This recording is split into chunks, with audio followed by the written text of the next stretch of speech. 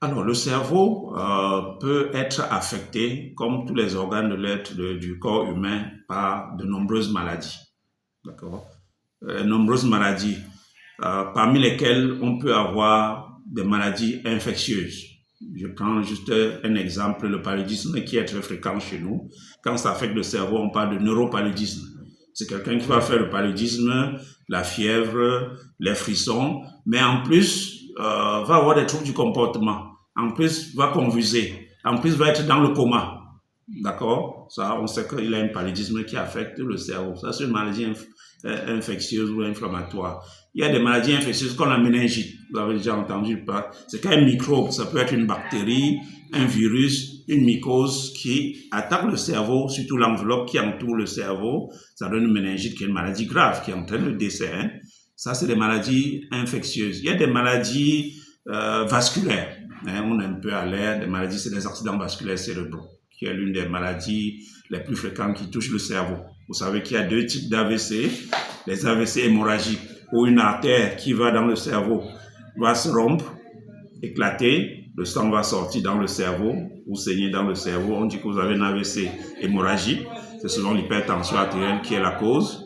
Mais aussi l'AVC ischémique, ou plutôt une artère qui va vers le cerveau est bouchée par un caillot de sang.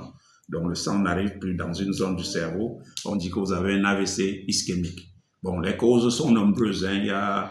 On n'a pas le temps d'aller dans toutes les causes des AVC, mais c'est l'une des maladies du cerveau les plus fréquentes, les accidents vasculaires cérébraux. Une autre maladie très fréquente, c'est les épilepsies. Vous savez, les épilepsies se manifestent par, on dit des crises d'épilepsie quand les crises sont répétées. Quand une personne fait déjà 2 crises espacées de plus de 24 heures, on dit que vous avez une épilepsie. Et les épilepsies, on ne va pas rentrer dans les manifestations, mais elles sont multiples. Hein. Il y a au moins une centaine de formes d'épilepsie. La plus fréquente, c'est qu'on voit quelqu'un qui tombe, qui perd connaissance, qui a des secousses des 4 membres, qui peut avoir un peu de salive dans la bouche, qu'on appelle bave, c'est les crises nasales tonico-cloniques. Mais la grande majorité, dans 70%, il y a des formes d'épilepsie qui... Quelqu'un peut faire une épilepsie devant vous, vous ne savez pas. Juste, il arrête de vous parler, de dire quelque chose pendant quelques secondes ou minutes. C'est ce qu'on appelle une épilepsie absente. C'est-à-dire, c'est juste comme il est absent.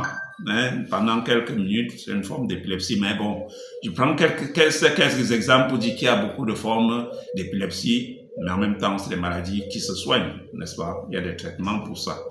Autre maladie fréquente du cerveau, c'est les céphalées.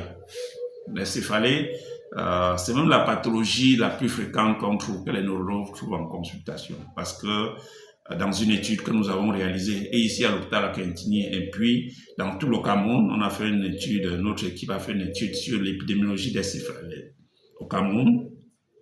On s'est rendu compte que sur l'année, pratiquement 86% de la population a déjà eu mal à la tête au moins une fois sur l'année. Donc quasiment tout le monde. D'accord? Et puis, quand on prend sur les 3 derniers mois, c'est pratiquement 30 à 40%, une personne sur 3. Et chez nous, le plus fréquent, c'est ce qu'on appelle les céphalées de tension. Au quartier, on dit qu'on a les nerfs. On a les nerfs, on a mal au cou. Nous, on appelle ça céphalée de tension. C'est le plus fréquent dans notre population. Ça représente à peu près 26% de la population qui a cette pathologie et à peu près 14% à la migraine, qui est l'autre type de mal de tête le plus fréquent. Donc ça, c'est des maladies très fréquentes et on dit que pratiquement chacun a déjà eu au moins une fois mal à la tête. Donc ça, c'est des maladies qui affectent le cerveau. Je peux sortir de là pour citer d'autres maladies. Il y a la maladie de Parkinson. Ouais, quelqu'un qui se met à trembler quand il se repose. C'est la maladie qui a des difficultés à se mouvoir, à marcher. Ça, c'est la maladie de Parkinson. Je peux citer d'autres maladies plus rares comme certaines, les traumatismes. Ça, il faut que je cite ça parce que on a une ville à Douala où il y a beaucoup de mototaxis. Ils mettent quasiment pas de casque. Donc, ils font des accidents tous les jours, ils tombent, ils cognent la tête, ils ont des lésions, des saignements dans la tête, ils ont ce que nous on appelle des traumatismes crânio-encéphaliques.